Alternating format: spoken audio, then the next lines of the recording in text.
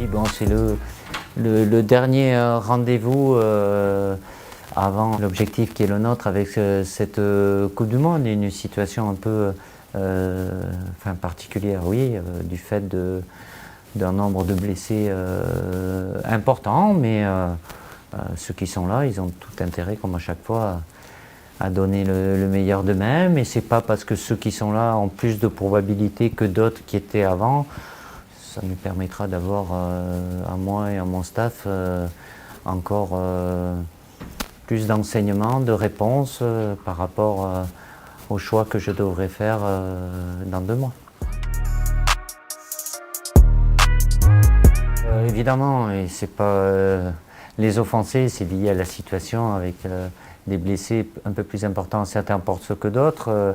Il y a Benoît Badiachil, qu'on suit depuis un moment, à travers ses performances à l'AS Monaco et avec évidemment la sélection Esport de Sylvain Ripoll, où on discute beaucoup, on échange, et c'est souvent, voilà, il y a une passerelle importante. Il y en a qui la sautent des fois, mais souvent ils sont passés avec lui, avec plus ou moins de temps de jeu, mais le fait d'avoir un joueur qui est spécialiste au poste dans un système qu'il connaît bien, puisqu'il joue dans ce système-là à Monaco, il est jeune, mais il a potentiellement tout pour aller au plus haut niveau. Youssouf Fofana, lui aussi est passé par les sélections de jeunes, comme beaucoup. Déjà, l'an dernier, il avait fait de très très bonnes choses. Il est très bien reparti ce début de saison avec son club, dans un rôle de milieu de terrain complet. Il aura l'occasion de découvrir l'équipe de France A.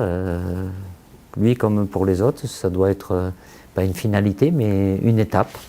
Et Randal Colomani, conseiller aussi à Nantes et qui continue à travers son nouveau club, Francfort, à progresser avec ses qualités d'attaquant, capable de par son physique aussi de haut jeu et capacité à répéter les efforts, à prendre la profondeur. Donc voilà, ça fait pas mal de qualités.